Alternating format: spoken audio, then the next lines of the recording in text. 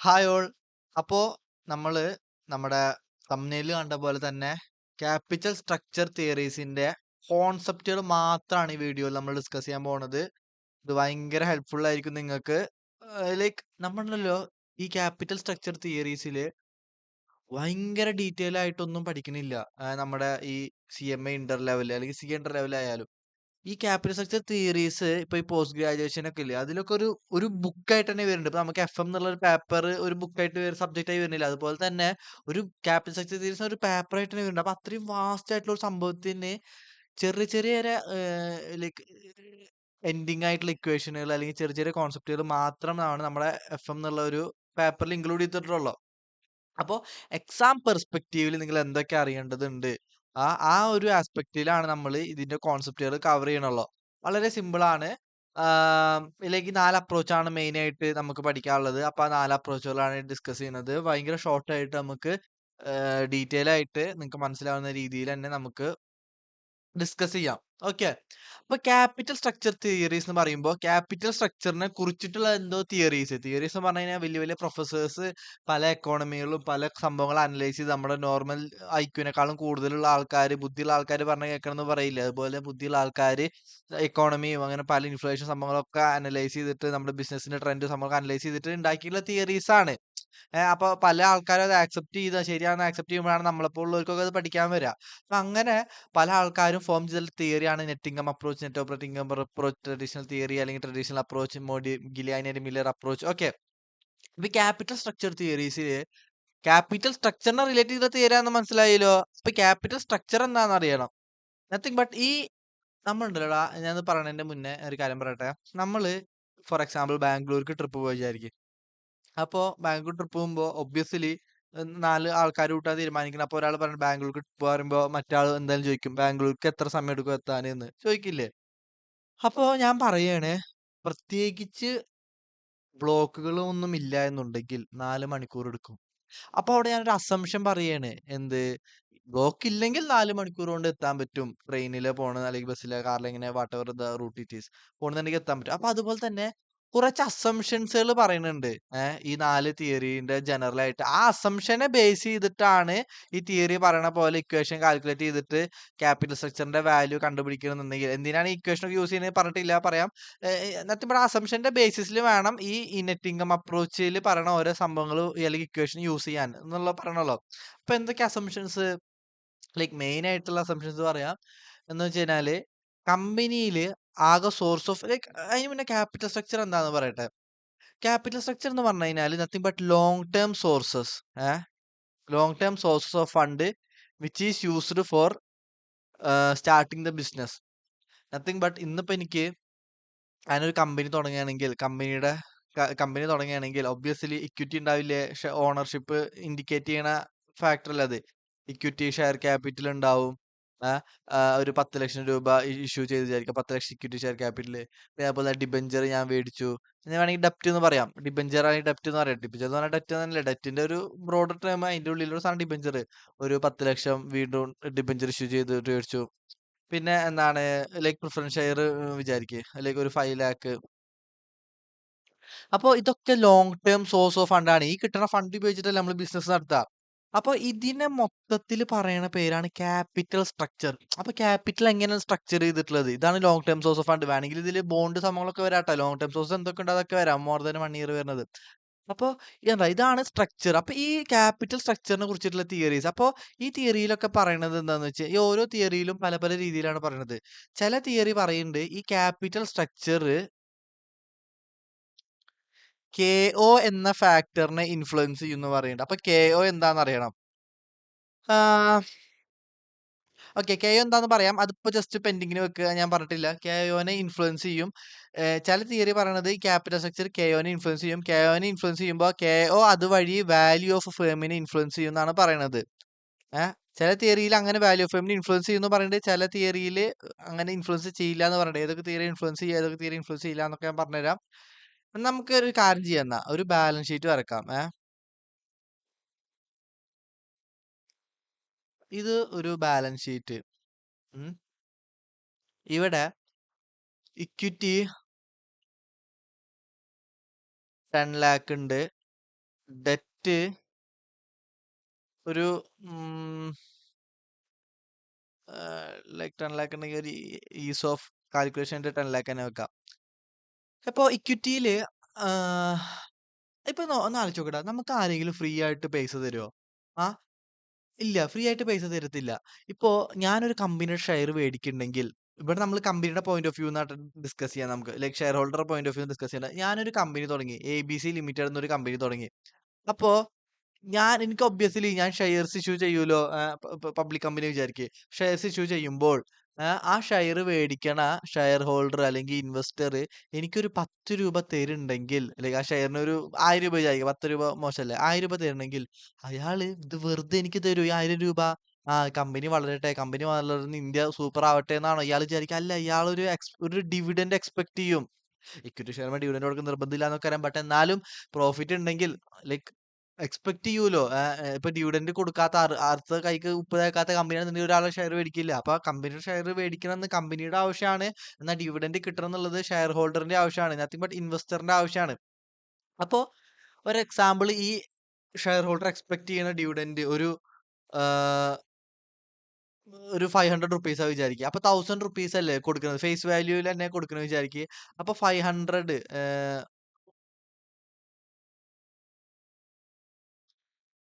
5000 പിടിക്കാം. അല്ലെ, ഒരു മിനിറ്റ്, 500 ബൈ 1000 എത്ര വരുന്നത്?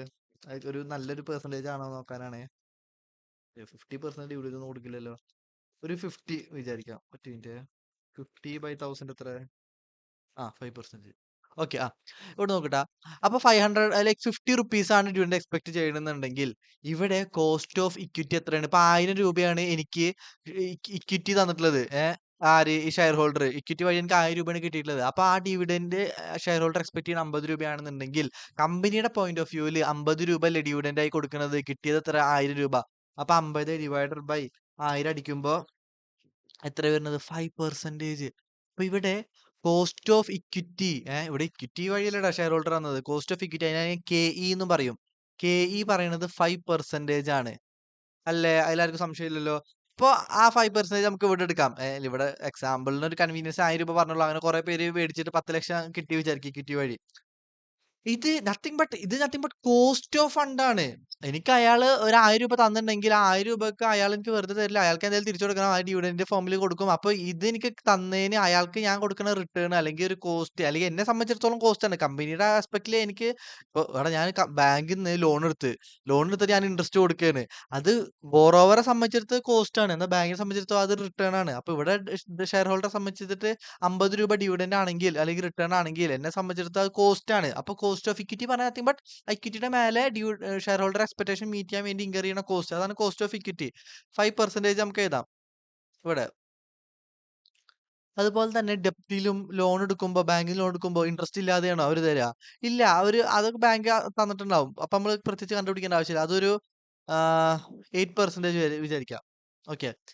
ഇനി ഇനി ഞാൻ പറഞ്ഞു കുറച്ച് മുന്നേ, കുറച്ച് അസംഷൻസുകള് ഈ ജനറൽ ആയിട്ട് ഈ തിയറീസിൽ പറയുന്നുണ്ട്. ആ അസംഷന്റെ ബേസിസിലാണ് ഈ തിയറി നമ്മൾ യൂസ് ചെയ്യേണ്ടത്. അല്ലെങ്കിൽ തിയറി പ്രകാരം യൂസ് ചെയ്തിട്ട് ഇക്വേഷൻ യൂസ് ചെയ്ത് കിട്ടുന്ന ഉത്തരം തെറ്റാവും.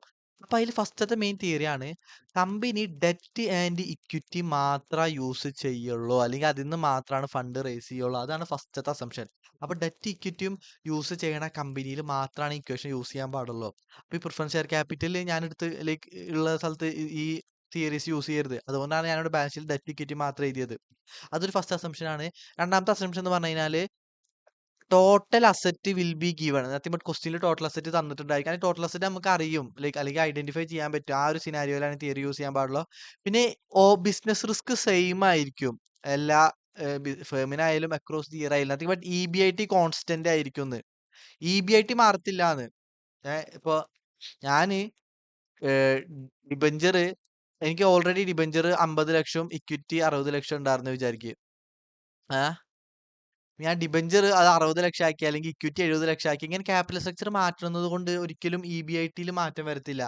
നത്തിങ് ബട്ട് കോൺസ്റ്റന്റ് ആണ്. അല്ലെങ്കിൽ ബിസിനസ് റിസ്ക് ഓപ്പറേറ്റ്, ഇപ്പൊ നോക്കണം, ഞാനൊരു കർഷക ബിസിനസ് നടത്തുന്നുണ്ടെങ്കിൽ മഴ വരാതിരിക്കാം, മഴ കൂടുതൽ വരാ, ഇതെന്റെ ബിസിനസിന്റെ റിസ്ക് അല്ലേ? അത് ഞാൻ ഈ ക്യാപിറ്റൽ സ്ട്രക്ചർ മാറ്റിയാലും ആ റിസ്ക് ഉണ്ടാവില്ലേ? അപ്പൊ അതുപോലെ തന്നെ എന്ത് റിസ്ക് ആയാലും എന്റെ ക്യാപിറ്റൽ സ്ട്രക്ചർ മാറ്റാനനുസരിച്ചിട്ട് മാറത്തില്ല. അത് EBIT എപ്പോഴും കോൺസ്റ്റന്റ് ആയിരിക്കും. ബിസിനസ് റിസ്ക് മാറുമ്പോൾ EBIT മാറില്ലടാ. ഇല്ലേ?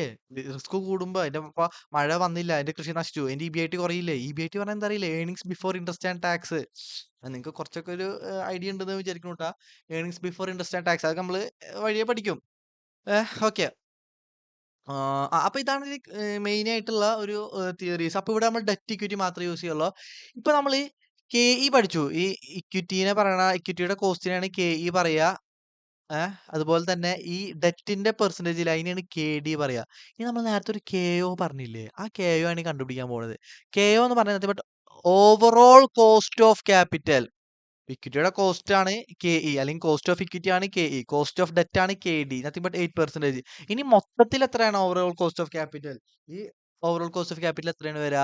ഇതിന്റെ കറസ്പോണ്ടിങ് റേഷ്യോ ഇപ്പൊ എന്താണ് 5% ആണ് ഇക്വിറ്റിയുടെ. അപ്പൊ 5% ഇക്വിറ്റി എത്ര ശതമാനമാണ് ഉള്ളത്? ടോട്ടൽ ഇവിടെ 20 ലാക്ക് ആണ് ഉള്ളത് ക്യാപിറ്റൽ സ്ട്രക്ചർ. നത്തിങ് ബട്ട് ഈ 20 ലാക്ക് ആണ് nothing but value of firm എന്ന് പറയാനാല് 20 ലാക്ക് ആണ് വാല്യൂ ഓഫ് ഫേം. ഓക്കെ, നമുക്ക് ഈ വാല്യൂ ഫേം ആണ് ക്വസ്റ്റ്യനിൽ കണ്ടുപിടിക്കാൻ വേണ്ടി പറയാ.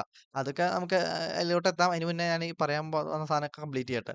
അപ്പൊ കെഒ എന്ന് പറഞ്ഞു കഴിഞ്ഞാൽ എങ്ങനെ കണ്ടുപിടിക്കുക? 5% ഇക്വിറ്റി എത്രയാണ്? ഇതിന്റെ വെയിറ്റ് എത്ര? ടോട്ടൽ 20 എത്രയാണ് വെയിറ്റ്? 20 ലക്ഷത്തിൽ 10 ലക്ഷം എത്ര ഉണ്ട്? 50%. അപ്പൊ ആണെങ്കിൽ ഇവിടെ 50% അല്ലെങ്കിൽ 0.5 എന്ന് എഴുതാം. ഇത് ഇക്വിറ്റിയുടെ കറസ്പോണ്ടിങ് കോസ്റ്റ്. ഇനി ഡെറ്റിന്റെ അതുപോലെ തന്നെ 5% ഇൻറ്റു 0.5, 10 ലാക്ക് ബൈ 20 ലാക്ക്. ഇപ്പൊ ചിലവർക്ക് മാത്രം ഒരു ഡൗട്ട് വന്നിട്ടുണ്ടാവും, സാറിവിടെ ഡെറ്റിന്റെ ഇൻട്രസ്റ്റ് എടുക്കുമ്പോൾ എന്താ ടാക്സ് കുറക്കാത്ത? ടാക്സ് ഉണ്ടാവില്ലേന്ന്. അതൊരു അസംഷൻ ആണ്. ടാക്സ് ഈസ് നോട്ട് ദർ എന്നുള്ളൊരു അസംഷനിലാണ് ഈ തിയറീസ് ഡ്രാഫ്റ്റ് ചെയ്യുന്നത്. ഇതിൽ ഒരു തിയറിയിൽ മാത്രം, ഒരു ഏരിയയിൽ മാത്രം ടാക്സ് കൺസിഡർ ചെയ്തിട്ടുള്ള ഒരു ഒരു പ്രൊപ്പോസിഷൻ അല്ലെങ്കിൽ ഒരു തിയറി മുന്നോട്ട് വെച്ചിട്ടുണ്ട്. അത് ആ ഒരു തിയറി എത്തുമ്പോൾ ഞാൻ പറയാം. അത് ഇതിലാണ് വരുന്നത്. ബാക്കിയുള്ള എല്ലാത്തിലും ടാക്സ് ഇല്ല എന്നുള്ള അസംഷനിലാണ് ഈ തിയറി നമ്മൾ യൂസ് ചെയ്യാം. അപ്പൊ ഇവിടെ ടാക്സ് ഇല്ല എന്നുള്ള അസംഷൻ ആയതുകൊണ്ട് തന്നെ 5% ഓഫ് ഡെറ്റ് ഞാൻ ഇവിടെ എഴുതിയത് ഞാൻ പറയുമ്പോൾ നിങ്ങൾ നോട്ട് ചെയ്തിട്ടാ, തെറ്റി വായിക്കല്ലേ. അപ്പൊ ഇനി നോക്ക്, 5% 5.5 എത്ര വരാ? 2.5. സോറി, ഇവിടെ 8% അല്ലേ? ഡെറ്റിന്റെ 8% അല്ലേ? ഓക്കെ. 8% 0.45 എന്ന് പറഞ്ഞാല് 4%. അപ്പൊ ടോട്ടൽ 6.5% ഇതാണ് overall cost of capital, nothing but കെഒ. എന്തിനാണ് ഈ കെഒ കണ്ടുപിടിക്കുന്നത്? ഇനി ഞാന് നാളെ എന്തൊരു ഇൻവെസ്റ്റ്മെന്റ് നടത്തുകയാണെങ്കിലും ഞാൻ ഇൻവെസ്റ്റിന്റെ മേലെ 6.5% ഞാന് എന്താണ് ഏർണിങ്സ് ഞാൻ ലൈക്ക് ഇനിയിപ്പോ എനിക്കൊരു പ്രൊജക്ട് വരികയാണ്. ആ പ്രൊജക്റ്റിൽ നിന്ന് 6.5% റിട്ടേൺ എനിക്ക് ഉണ്ടാക്കാൻ പറ്റിയിട്ടുണ്ടായിരിക്കണം. നത്തിങ് ബട്ട് അങ്ങനെ ഒരു പ്രോഫിറ്റ് ഉണ്ടാക്കിയാലല്ലടാ എനിക്ക് ഇക്വിറ്റിക്കാർക്ക് ഡിവിഡൻഡ് കൊടുക്കാനും ബാങ്കുകാർക്ക് ഇൻട്രസ്റ്റ് കൊടുക്കാനും പറ്റുള്ളൂ, അല്ലേ? അപ്പൊ ഇതാണ് ഓവറോൾ കോസ്റ്റ് ഓഫ് ക്യാപിറ്റൽ. അപ്പൊ കെഒ എന്ന് പറഞ്ഞു കഴിഞ്ഞാൽ നത്തിങ് ബട്ട് കെഇ ആൻഡ് കെഡിയുടെ കറസ്പോണ്ടിങ് ക്യാപിറ്റലിന്റെ വെയിറ്റ് അനുസരിച്ചിട്ട് ഇൻറ്റു ചെയ്തിട്ട് വരണ ഒരു സംഭവമാണ് എന്ത് കെഒ എന്ന് പറഞ്ഞു കഴിഞ്ഞാല്. ഇതുവരെ ഓക്കെ അല്ലേ? ഇതുവരെ ഒരു പ്രശ്നവും ഇല്ലല്ലോ? ഓക്കെ. ഇപ്പൊ നമ്മള് 20 ലക്ഷമാണ് ഫണ്ട് റേസ് ചെയ്തിട്ടുള്ളത്. ഒരു ടൗൺഷിപ്പ്, നമ്മുടെ ഒരു ബിസിനസ് ടൗൺഷിപ്പ് തുടങ്ങാൻ വേണ്ടിയിട്ടാണ് 20 ലക്ഷം ഫണ്ട് റേസ് ചെയ്ത് വിചാരിക്കുക. ഫണ്ട് റേസ് ചെയ്ത് ഡെറ്റ് ഇക്വിറ്റി യൂസ് ചെയ്തിട്ടാണ്. അപ്പോ ഈ നമ്മൾ 20 ലക്ഷം റേസ് ചെയ്തിട്ടുണ്ടെങ്കിൽ ആ ഈ കെഒന്റെ അപ്ലിക്കേഷൻ എങ്ങനെ വരുന്നതാട്ടെ ഞാൻ പറയാൻ പോണത്. 20 ലക്ഷം റേസ് ചെയ്തു, ഫണ്ട് ഞാൻ റേസ് ചെയ്തു. അപ്പോ 20 ലക്ഷം ഫണ്ട് റേസ് ചെയ്തത് പകുതി ഇക്വിറ്റി പകുതി ഡെറ്റ് അല്ലേ? അതിൽ സംശയമൊന്നുമില്ലല്ലോ. അപ്പോ ഡിവിഡൻഡുകാർക്ക് ഞാൻ കൊടുക്കേണ്ടത് എത്ര രൂപയായിരിക്കും? 5% ഓഫ് 10 ലാക്ക് പറയുമ്പോൾ 50,000 രൂപ ഡിവിഡൻഡ് ആയിട്ട് ഞാൻ കൊടുക്കണം. അതുപോലെ തന്നെ 8% ഓഫ് ഡെറ്റ് ബാങ്കുകാർക്ക് ഇൻട്രസ്റ്റ് ആയിട്ട് ഞാൻ 80,000 രൂപയും കൊടുക്കണം. അപ്പൊ മൊത്തം എനിക്ക് 20 ലക്ഷം രൂപ യൂസ് ചെയ്തിട്ട് ഞാൻ ചെയ്യുന്ന ബിസിനസ്സിൽ എനിക്ക് മിനിമം ലാഭം 1,30,000 ഉണ്ടാവണം. ഇത് രണ്ടും പ്ലസ് ചെയ്തിട്ടുള്ളത് അല്ലേ? ഇനി ഇവിടെ 6.5% പറഞ്ഞാല് 20 ലാക്ക് ഞാൻ യൂസ് ചെയ്തിട്ട് കെഒ എന്ന് പറഞ്ഞാൽ ഓവറോൾ കോസ്റ്റ് ഓഫ് ക്യാപിറ്റൽ ആണ്. കമ്പനിയുടെ സംബന്ധിച്ചിടത്ത് ഇത് രണ്ടും കോസ്റ്റ് അല്ലടാ. ഡിവിഡൻഡ് ഇൻട്രസ്റ്റും കൂട്ടിയിട്ടുള്ള കോസ്റ്റ് ആണ്, കൊടുക്കാനുള്ളതാണ് കമ്പനിക്ക്. ഇപ്പൊ 6.5% 20 ലാക്കിന്റെ മേലെ അപ്ലൈ ചെയ്ത് നോക്കിയോക്കെ എത്ര വരാന്ന്? 20 ലാക്ക് ഇൻറ്റു 6.5% കണ്ടോ? 1,30,000.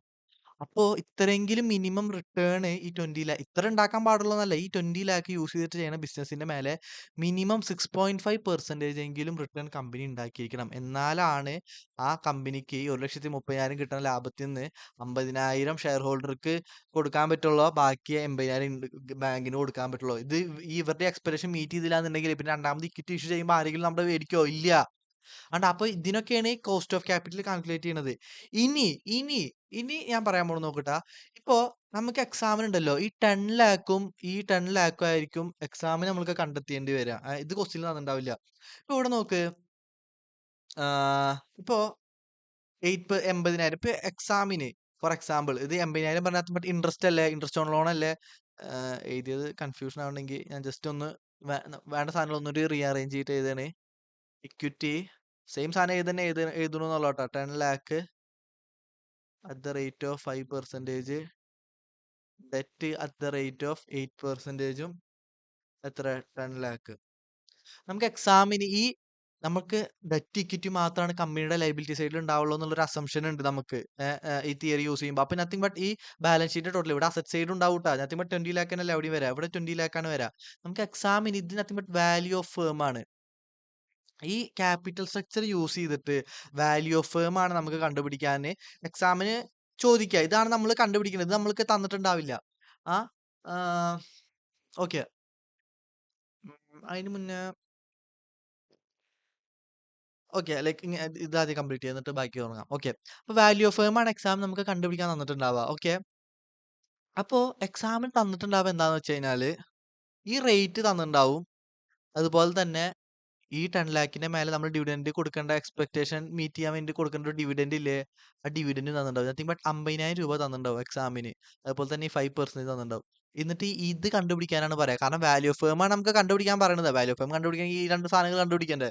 അപ്പൊ ഇതിന് nothing but value of debt അല്ലെങ്കിൽ വാല്യൂ ഓഫ് ഇക്വിറ്റി പറയും. അത് രണ്ടും കൂട്ടുമ്പോഴാണ് മാർക്ക് വാല്യൂ ഓഫ് ഫേം വരിക.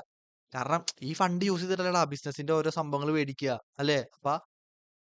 അപ്പോ ഇത് യൂസ് ചെയ്തിട്ട് മേടിക്കണ ഫണ്ട്, ഈ ഫണ്ട് യൂസ് ചെയ്തിട്ട് മേടിക്കണ സാധനങ്ങളുടെ ബേസിസിലല്ലേ ബിസിനസിന്റെ വാല്യൂ ഉണ്ടാവില്ല. ബട്ട് ഇതിന്റെ ടോട്ടലാണ് വാല്യൂ ഓഫ് ബിസിനസ്. ഓക്കെ, അപ്പൊ ഈ 50,000 എക്സാമിന് തന്നിട്ടുണ്ടെങ്കിൽ, ഈ 5% എക്സാം തന്നിട്ടുണ്ടെങ്കിൽ വാല്യൂ ഓഫ് ഇക്വിറ്റി കണ്ടുപിടിക്കാൻ വേണ്ടിയിട്ട് വേറെ ഒന്നും ചെയ്യണ്ടല്ലോ. 50,000 ബൈ 5% ചെയ്താൽ പോരെ അല്ലേ. ഞാൻ ജസ്റ്റ് ഒരു ഡ്രാഫ്റ്റ് ആയിട്ട് പറഞ്ഞു എന്നുള്ളോ. അതുപോലെ തന്നെ ഇവിടെയാണെങ്കിലും 80,000 എക്സാമിന് തന്നിട്ടുണ്ടാവും, 8% തന്നിട്ടുണ്ടാവും. അപ്പൊ 80,000 ഡിവൈഡ് ബൈ 8% ചെയ്താൽ പോരെ വാല്യൂ ഓഫ് ഡെറ്റ് കിട്ടാൻ. വാല്യൂ ഓഫ് ഡെറ്റും വാല്യൂ ഓഫ് ഇക്വിറ്റി കിട്ടിയിട്ടുണ്ടെങ്കിൽ വാല്യൂ ഓഫ് ഫേം കിട്ടാൻ വേണ്ടിയിട്ട് രണ്ടും കൂടി ആഡ് ചെയ്താൽ പോരെ. ഓക്കെ, ഇതിപ്പോ ഞാൻ ജസ്റ്റ് ഒരു ഓവർവ്യൂ പോലെ പറഞ്ഞിട്ടുള്ളത്. ഇത് എങ്ങനെയാണ് നമ്മുടെ ഫോർമുലയിൽ അപ്ലൈ ആക്കാന്നുള്ളത് ഞാൻ പറയാം. ഓക്കെ, ഓക്കെ, ഇത് കുറച്ച് നിങ്ങൾ ഇതുവരെ മനസ്സിലാക്കിയിട്ടുണ്ടാവും എന്ന് വിചാരിക്കുന്നു.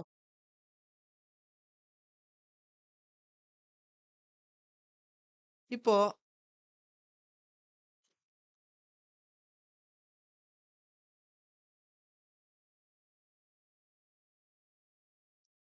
നമുക്ക് എന്നാ ഇനി ഓരോന്ന് വെച്ചിട്ട് നോക്കാം.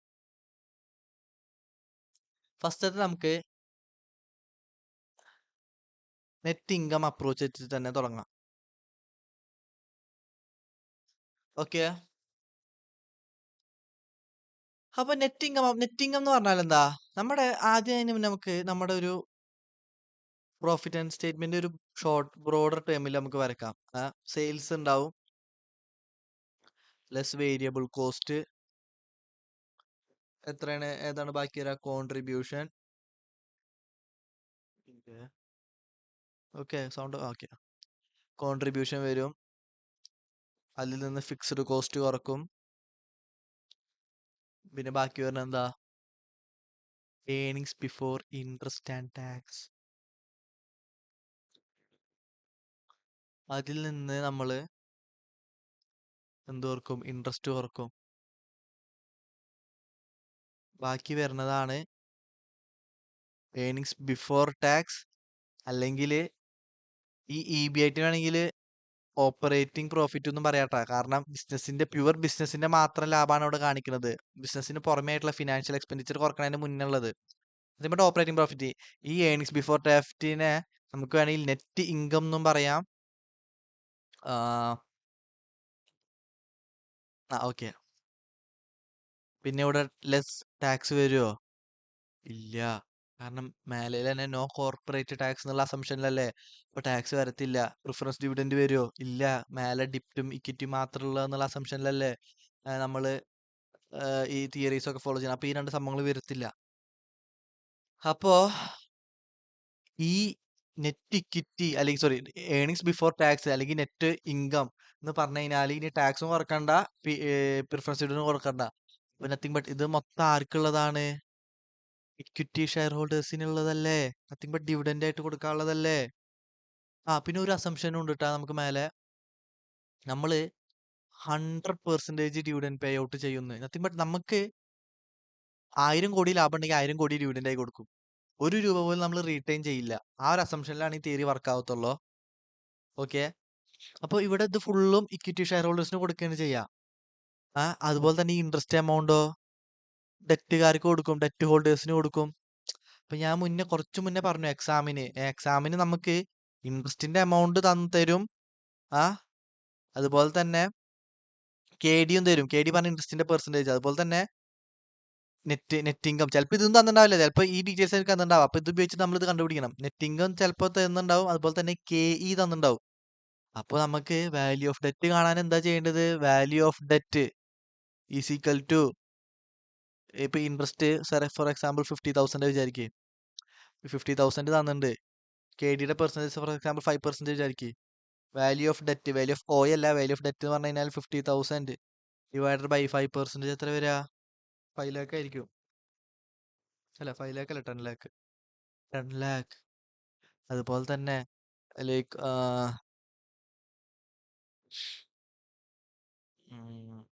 അതുപോലെ തന്നെ നെറ്റ് ഇൻകം എന്ന് പറയുന്നത് ഒരു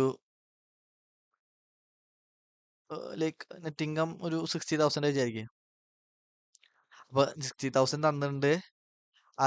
ഷെയർ ഹോൾഡർ എക്സ്പെക്ട് ചെയ്യുന്ന ഡിവിഡൻഡ് റേറ്റ് ഒരു 6% വിചാരിക്കും. അപ്പൊ വാല്യൂ ഓഫ് ഇക്വിറ്റി എത്ര? 60,000 ഡിവൈഡ് ബൈ 6% ചെയ്താൽ 10 lakh അല്ലേ?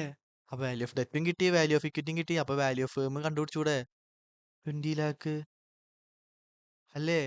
അപ്പോ എന്തുകൊണ്ടാണ് ഇവിടെ നെറ്റ് ഇൻകം അപ്രോച്ചില് നെറ്റ് ഇൻകം എന്ന് പറഞ്ഞു കഴിഞ്ഞാൽ നമ്മൾ ഏർണിങ്സ് ബിഫോർ ടാക്സ് അല്ലെങ്കിൽ നെറ്റോ ഇൻകം വെച്ചിട്ടാണ് തുടങ്ങുന്നത്. നത്തിങ് ബട്ട് ഇത് ഉപയോഗിച്ചിട്ടാണ് നമ്മൾ വാല്യൂ ഓഫ് ഇക്വിറ്റി കാണുന്നത്. അപ്പൊ അതുകൊണ്ടാണ് നെറ്റ് ഇൻകം അപ്രോച്ച് എന്ന് പറയുന്നത്. അത്രേ ഉള്ളൂ. ഇനി നമുക്ക് വേണമെങ്കിൽ KO ഇതിന്ന് കാണാം. നെറ്റിംഗ് അപ്രോച്ച് പ്രകാരം KO കാണാൻ പറഞ്ഞാൽ എങ്ങനെ? ഇപ്പൊ നമുക്ക് മനസ്സിലായി ഇവിടെ ഡെറ്റ് എന്ന് പറഞ്ഞാല് 10 ലക്ഷം രൂപയാണ്. ഡെറ്റിന്റെ ഇൻട്രസ്റ്റ് റേറ്റ് 5% ആണ്.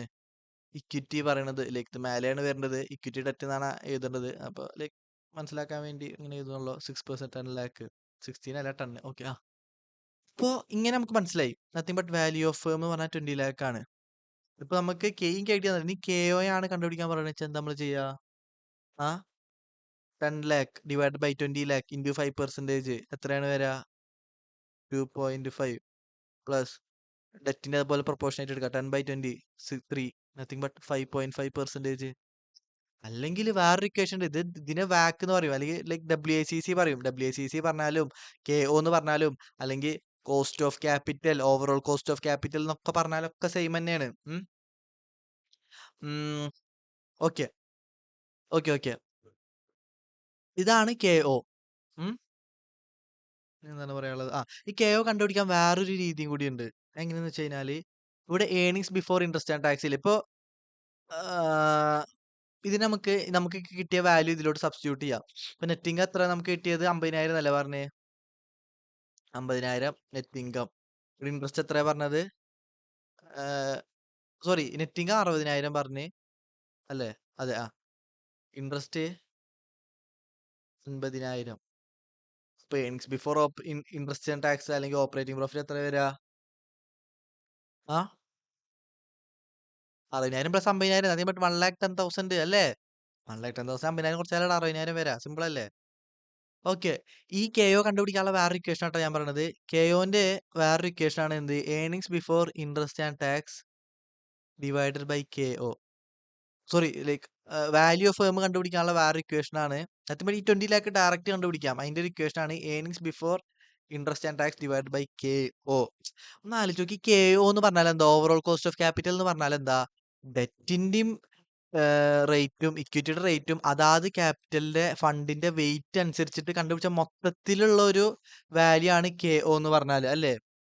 ഈ ഡിവിഡൻഡും ഈ ഡെറ്റ് ഇക്വിറ്റിയുടെ മേലെ ഡിവിഡൻഡ് കൊടുക്കുക. ഡിവിഡൻഡും ഡെറ്റിന്റെ മേലെ ഇൻട്രസ്റ്റ് കൊടുക്കും. ഡിവിഡൻഡും ഇൻട്രസ്റ്റും കൺസിഡർ ചെയ്തിട്ടുള്ള അല്ലെങ്കിൽ ഇൻക്ലൂഡ് ചെയ്തിട്ടുള്ള ഒരു സാധനമാണ് എന്ത് EBIT എന്ന് പറഞ്ഞാല്. അപ്പൊ KO എന്ന് പറഞ്ഞു കഴിഞ്ഞാൽ ഈ രണ്ട് മൊത്തത്തില് ഡെറ്റിന്റെ ഇക്വിറ്റിയുടെയും പെർസെന്റേജ് കൺസിഡർ ചെയ്തിട്ടുള്ളതാണ് KO. ഈ രണ്ടെണ്ണത്തിന്റെ മേലെ ഡിവിഡൻഡും ഇൻട്രസ്റ്റ് കൺസിഡർ ചെയ്തിട്ടുള്ളതാണ് EBIT അല്ലെങ്കിൽ ഓപ്പറേറ്റിംഗ് പ്രോഫിറ്റ് എന്ന് പറഞ്ഞാൽ. അവിടെ ആലോചിച്ച് 1,10,000 50,000 പറഞ്ഞാൽ എന്താ interest, nothing but which is related to debt. ബാക്കി 60,000 പറഞ്ഞാൽ എന്താ dividend which is nothing but related to equity അല്ലേ. അപ്പോ KO കണ്ടുപിടിക്കാനുള്ള ഇക്വേഷൻ എന്ന് പറഞ്ഞാല് EBIT ഇതിൽ രണ്ടും റിലേറ്റഡ് അല്ലേ. അപ്പൊ EBIT nothing but 1,10,000 divided by KO. KO എത്ര പെർസെന്റേജ് കിട്ടിയിട്ടുള്ളത്? KO എത്ര കണ്ട 5.5%. എത്ര നോക്കി നോക്ക്. 1,10,000 divided by 5.5%, exactly 20 lakh, which is nothing but the value of firm. അപ്പൊ ഇവിടെ വാല്യൂ ഓഫ് ഫേം കണ്ടുപിടിക്കാനുള്ള ഒന്നെങ്കിൽ ഇങ്ങനെയും കണ്ടുപിടിക്കാം അല്ലെങ്കിൽ ഇങ്ങനെയും കണ്ടുപിടിക്കാം. Earnings before interest and tax വെച്ചിട്ട് കണ്ടുപിടിക്കാം. പിന്നെ KO കണ്ടുപിടിക്കാനുള്ള ഒരു weighted average cost of capital അത് കണ്ടുപിടിക്കാനുള്ള ഇക്വേഷനോട് പറഞ്ഞു. അപ്പൊ ഞാൻ വിചാരിക്കുന്നത് നമുക്ക് നെറ്റ് ഇൻകം അപ്രോച്ച് മാത്രം ഇതിൽ ഡിസ്കസ് ചെയ്യാം. കാരണം ഇപ്പൊ തന്നെ അത്യാവശ്യം ലെങ്ത് ആയിട്ടുണ്ടാവും.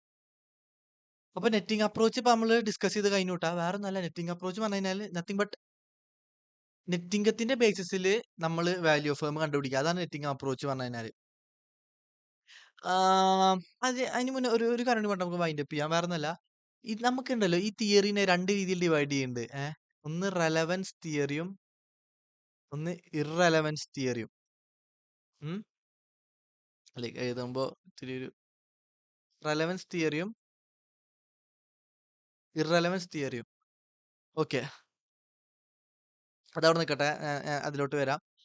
അതിന് മുന്നേ ഈ നെറ്റ് ഇൻകം അപ്രോച്ച് എന്നുള്ള അപ്രോച്ചില് ഇതുണ്ടാക്കിയ ആള് പറയുന്നുണ്ട് എന്താന്ന് വെച്ച് കഴിഞ്ഞാല് ക്യാപിറ്റൽ സ്ട്രക്ചറിൽ മാറ്റം വരുമ്പോൾ അത് KOയിൽ മാറ്റം വരുത്തും. KOയിൽ മാറ്റം വരുത്തുമ്പോൾ വാല്യൂ ഓഫ് ഫേമിൽ മാറ്റം വരുത്തും എന്നാണ് നെറ്റ് ഇൻകം അപ്രോച്ചിൽ പറയുന്നത്. ക്യാപിറ്റൽ സ്ട്രക്ചറിൽ ഇപ്പൊ നമുക്ക് മേലത്തെ ഒരു എക്സാമ്പിൾ എടുക്കാം. ഇപ്പൊ എന്താണ് 5% debt 10 lakh, 6% equity 10 lakh, total 20 lakh. ഈ നെറ്റിംഗ് അപ്രോച്ചിൽ പറഞ്ഞ വേറെ ഒന്നല്ല, എത്രത്തോളം ഡെറ്റ് ഞാൻ കൂട്ടിക്കൊണ്ടിരുന്നോ അത്രത്തോളം എൻ്റെ വാല്യൂ ഓഫ് ഫേമില് മാറ്റം വരും എന്നാണ് പറയണത്. നത്തിങ് ബട്ട് വാല്യൂ ഓഫ് ഫേമിൽ മാറ്റം വരുന്നത് അല്ല അങ്ങനെ വേണ്ട, എത്രത്തോളം ഞാൻ എൻ്റെ ഡെറ്റ് കൂട്ടുന്നു, ഡെറ്റിന്റെ എമൗണ്ട് കൂട്ടുന്നു, അതിനനുസരിച്ചിട്ട് എൻ്റെ ഓവറോൾ കോസ്റ്റ് ഓഫ് ക്യാപിറ്റൽ, ഇവിടെ ഓവറോൾ കോസ്റ്റ് ഓഫ് ക്യാപിറ്റൽ എത്ര വന്നത് 5.5%. ആ 5.5% കുറയും എന്നാണ് പറയുന്നത്. ഓവറോൾ കോസ്റ്റ് ഓഫ് ക്യാപിറ്റൽ കുറയാന്ന് പറഞ്ഞു കഴിഞ്ഞാല് പ്രോഫിറ്റ് കൂടല്ലേ. പ്രോഫിറ്റ് കൂടാൻ പറഞ്ഞാൽ ബട്ട് വാല്യൂ ഓഫ് ഫേം കൂടല്ലേ. നമുക്ക് നോക്കി നോക്കാം. ഇതൊരു സിനാരിയോ. ഞാൻ രണ്ടാമത്തെ ഒരു സിനാരിയോ എടുക്കുകയാണ്. 5% ഡെറ്റ്. ഞാൻ പറഞ്ഞ ഡെറ്റ് കൂടി കഴിഞ്ഞാല് വാല്യൂ ഓഫ് ഫേം കൂടുന്നല്ലേ. 5% ഡെറ്റില്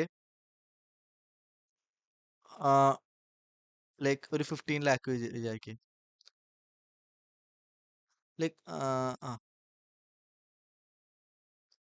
ഒരു 15 lakh. അതിന് മുന്നേ ഞാൻ ഒരു കാര്യം കൂടി ഒന്ന് പറയട്ടെ ഏട്ടാ. നമുക്കുണ്ടല്ലോ എപ്പോഴും KD will be less than KE. ഇതൊരു യൂണിവേഴ്സൽ റൂളാണ്. അത് എന്തുകൊണ്ടാന്ന് വെച്ച് കഴിഞ്ഞാല് ഒന്ന് ആലോചിച്ച് നോക്ക്. എന്തുകൊണ്ട് KE പറഞ്ഞാൽ ആരാ ഷെയർ ഹോൾഡർ എക്സ്പെക്ട് ചെയ്യണത്, KD പറഞ്ഞാൽ ഇൻട്രസ്റ്റ് എക്സ്പെക്ട് ചെയ്യണത്. Share holder even if they are expecting 6%, അത് കമ്പനിക്ക് ലാഭമുണ്ടെങ്കിൽ മാത്രം കമ്പനി കൊടുത്താൽ മതി. അപ്പോൾ ഇക്വിറ്റി ഷെയർ ഹോൾഡറെ സംബന്ധിച്ചിടത്തോളം എല്ലാ കൊല്ലും 6% കിട്ടണമെന്നില്ല. ലാഭമുണ്ടെങ്കിൽ കിട്ടും. അതും ഡിവിഡൻഡ് നിർബന്ധമല്ല കമ്പനിക്ക് കൊടുക്കണമെന്നുള്ളത്. ഡിവിഡൻഡ് കമ്പനിയുടെ ഒരു പ്രതിച്ഛായ പ്രൊട്ടക്ട് ചെയ്യാൻ വേണ്ടിയിട്ട്, അല്ലെങ്കിൽ കമ്പനി ഡിവിഡൻഡ് കൊടുക്കുന്നതാണ് കമ്പനിയാണ്. അപ്പോൾ ഷെയർ ഹോൾഡേഴ്സ് കൂടുതൽ ഷെയർസ് മേടിക്കാൻ സാധ്യതയുണ്ട്, കാരണം ഡിവിഡൻഡ് കിട്ടുമല്ലോ. അപ്പൊ ആ ഒരു പ്രതിച്ഛായ ഭംഗപ്പെടുത്താതിരിക്കാൻ വേണ്ടിയിട്ട് ആണ് സ്വമേധയാൽ കമ്പനി ഡിവിഡൻഡ് കൊടുക്കുക. പ്രോഫിറ്റ് ഇല്ലെങ്കിൽ ഒബ്വിയസ്ലി കൊടുക്കാൻ ബാധ്യസ്ഥനല്ല കമ്പനി. പ്രോഫിറ്റ് ഉണ്ടെങ്കിൽ കമ്പനിക്ക് ഇഷ്ടമാണെങ്കിൽ കൊടുക്കാം. അപ്പൊ ഇവിടെ ഷെയർ ഹോൾഡേഴ്സിന് എല്ലാ കൊല്ലം ഈ 6% റിട്ടേൺ കിട്ടിക്കൊള്ളണമെന്നില്ല. അപ്പൊ അതുകൊണ്ട് തന്നെ ഒരു ഫിക്സ്ഡ് ആയിട്ട് കിട്ടാത്തതുകൊണ്ട് തന്നെ റിസ്ക് കൂടുതലല്ലേ ഷെയർ ഹോൾഡർ. അപ്പൊ റിസ്ക് കൂടുമ്പോ ഹൈ റിട്ടേൺ എക്സ്പെക്ട് ചെയ്യത്തില്ലേ ആര് ഷെയർ ഹോൾഡർ. പക്ഷെ KD യുടെ കേസ് പറഞ്ഞാൽ ഒരു ലോൺ എടുത്ത് കഴിഞ്ഞാല് എനിക്ക് ലാഭം ഉണ്ടെങ്കിൽ മാത്രമാണ് ഞാൻ ബാങ്കിന് ഇൻട്രസ്റ്റ് അടക്കുക. എനിക്ക് ലാഭം ഉണ്ടോ ലാഭമില്ല അത് ബാങ്ക് കൺസിഡർ ചെയ്യില്ല. ഞാൻ എന്തായാലും ഇൻട്രസ്റ്റ് കൊടുത്തിരിക്കണം. അപ്പൊ ബാങ്കിനെ സംബന്ധിച്ചിടത്തോളം അവിടെ റിസ്ക് കുറവല്ലേ. റിസ്ക് കുറയുമ്പോ റിട്ടേണും ഇത്തിരി കുറയില്ലേ. അപ്പൊ എപ്പോഴും KD യുടെ പെർസെന്റേജ് എന്ന് പറഞ്ഞാല് KE-നെക്കാളും കുറവായിരിക്കും കമ്പാരിറ്റീവ്ലി. അപ്പോ അതുകൊണ്ടാണ് KD എത്രത്തോളം ഇൻക്രീസ് ചെയ്യുന്നോ അതിനനുസരിച്ചിട്ട് നമ്മുടെ കോസ്റ്റ് ഓഫ് ക്യാപിറ്റൽ കുറയും എന്ന് പറയണത്. നമുക്ക് നോക്കി നോക്കാം. 5% ഡെറ്റ്, 6% ആണ് ഇക്വിറ്റി വിചാരിക്കുക. എത്ര 10 lakh തന്നെ വിചാരിക്കുക. അപ്പോൾ മൊത്തം 25 lakh ആണ് വന്നത്. ഇനി ഒന്ന് KO നീ കമ്പ്യൂട്ട് ചെയ്ത് നോക്ക്. 15 lakh by 25 lakh. KOയില് ആദ്യം KD-യുടെ പ്രൊപ്പോർഷനായിട്ട് കണ്ടുപിടിക്കാം. 15 lakh by 25 lakh into 5%.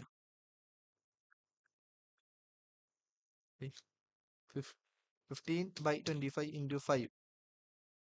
3%-ഉം KE-യുടെ 10 by 25 into എത്ര 6%.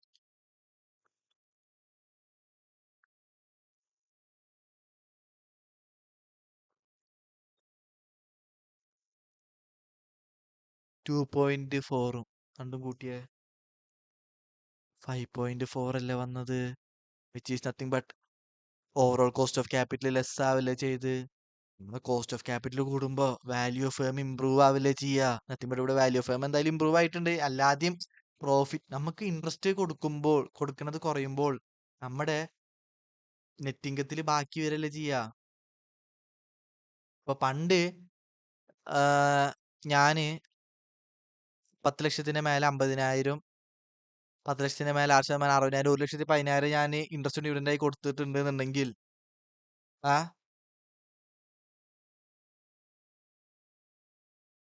ഇതിൽ എത്രയാണ് കൊടുക്കുന്നത്? 15 into 5%.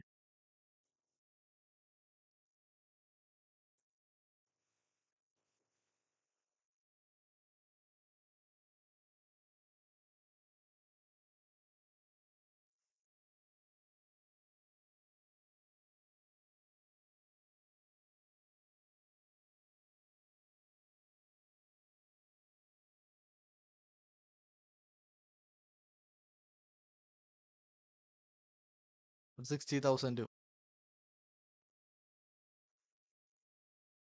ഇവിടെ 1,35,000 വന്നിട്ടുണ്ട്. പക്ഷേ നമുക്ക് കിട്ടിയ എമൗണ്ട് എത്ര? ഇവിടെ 25 lakh ആണ്. പക്ഷെ ഇവിടെ 20 lakh കിട്ടിയില്ല. 20 lakh കിട്ടിയിട്ട് 1,10,000 കൊടുക്കുമ്പോൾ നമുക്ക് 5.5% ആണ് പെർസെന്റേജ് വരുന്നത്. ഇവിടെ 20 ലക്ഷം റേസ് ചെയ്യുമ്പോൾ 1,10,000 കൊടുത്ത് ഡിവിഡന്റ് ഇൻട്രസ്റ്റ് ആയിട്ട് 25 ലക്ഷം റേസ് ചെയ്തപ്പോൾ 1,35,000 കൊടുത്തോളൂ. Nothing but 5.4%. ഇപ്പോൾ നത്തിങ് ബട്ട് ഇവിടെ കോസ്റ്റ് ഓഫ് ക്യാപിറ്റൽ കുറയല്ലേ. കോസ്റ്റ് ഓഫ് ക്യാപിറ്റൽ കുറയാന്ന് പറഞ്ഞു കഴിഞ്ഞാൽ വാല്യൂ ഓഫ് ഫേം ഇൻക്രീസ് ചെയ്യുന്ന. അപ്പോൾ ഇവിടെ ക്യാപിറ്റൽ സ്ട്രക്ചറിൽ മാറ്റം വന്നപ്പോൾ വിച്ച് ഇൻഫ്ലുവൻസസ് KO അല്ലേ. KOയിൽ ഇൻഫ്ലുവൻസ് വന്നാൽ വാല്യൂ ഓഫ് ഫേം ഇംപ്രൂവ് ആവും. KO ഡിക്രീസ് ആയാൽ value of firm will increase. KO increase ആയാൽ value of firm will decrease. അവിടെ കോസ്റ്റ് കൂടിയാൽ പ്രോഫിറ്റ് കുറയും. കോസ്റ്റ് കുറഞ്ഞാൽ പ്രോഫിറ്റ് കൂടും. പ്രോഫിറ്റ് കൂടിയാൽ വാല്യൂ ഓഫ് ഫേം കൂടിയില്ലേ. ആ ഒരു മീനിങ്ങിലാണ്ട് മനസ്സിലാക്കിയാൽ മതി. അപ്പോൾ ഇവിടെ ഏതൊക്കെ ക്യാപിറ്റൽ സ്ട്രക്ചർ ആണോ നമ്മുടെ KOനെ ഇൻഫ്ലുവൻസ് ചെയ്യുന്നത് വഴി വാല്യൂ ഓഫ് ഫേമിനെ ഇൻഫ്ലുവൻസ് ചെയ്യുന്നത്, അതെല്ലാം റെലവൻസ് തിയറിയുടെ അടിയിൽ വരും. നത്തിങ് ബട്ട് നെറ്റ് ഇൻകം അപ്രോച്ചും ട്രഡീഷണൽ തിയറി അപ്രോച്ചും മോഡിഗിലിയാനി മില്ലർ അപ്രോച്ചിൽ വിത്ത് ടാക്സ് ഉണ്ട്, വിത്തൗട്ട് ടാക്സ് ഉണ്ട്. അതിൽ വിത്തൗട്ട് ടാക്സ് ഉണ്ട്, വിത്ത് ടാക്സ് ഉണ്ട്. ആ വിത്ത് ടാക്സ് മാത്രമാണ് റെലവൻസ് തിയറിയിൽ വരുള്ളൂ. മോഡിഗിലിയാനി മില്ലർ അപ്രോച്ച് വിത്ത് ടാക്സ് മാത്രമാണ് റെലവൻസ് തിയറിയിൽ വരുള്ളൂ. ഇറലവൻസ് തിയറിയിൽ അപ്പോൾ ബാക്കി ഒരു നെറ്റ് ഓപ്പറേറ്റിംഗ് ഇൻകം അപ്രോച്ച് വരും. മോഡിഗിലിയാനി മില്ലറിൽ വിത്തൗട്ട് ടാക്സും വരും. അപ്പോൾ എപ്പോഴാണ് ഒരു ക്യാപിറ്റൽ സ്ട്രക്ചറിനെ റെലവൻസ് തിയറിയുടെ അടിയിൽ ഞാൻ കൊണ്ടുവരാ? When the change in capital structure influences KO such that KO influences the value of the firm. Okay, ഇപ്പൊ നെറ്റിംഗ് അപ്രോച്ചിന്റെ എല്ലാ സംഭവങ്ങളും നമ്മൾ പറഞ്ഞിട്ടുണ്ട്. ഇനി നമ്മൾ ബേസ് ആയിട്ടുള്ള കുറച്ച് സംഭവങ്ങളും പറഞ്ഞു. ഇനി ബാക്കിയുള്ള 3 ടപ്പേ പറഞ്ഞാൽ നമുക്ക് ഡിസ്കസ് ചെയ്യാൻ പറ്റും. അപ്പോൾ ഒരു ബേസ് കിട്ടാൻ വേണ്ടിയിട്ടാണ് ഇത്ര സമയത്ത് പറഞ്ഞത്. നിങ്ങൾക്ക് മനസ്സിലായി വിചാരിക്കുന്നു. എന്ത് ഡൗട്ട് ഉണ്ടെങ്കിലും കമന്റിലൂടെ അറിയിക്കുക. ഓക്കെ.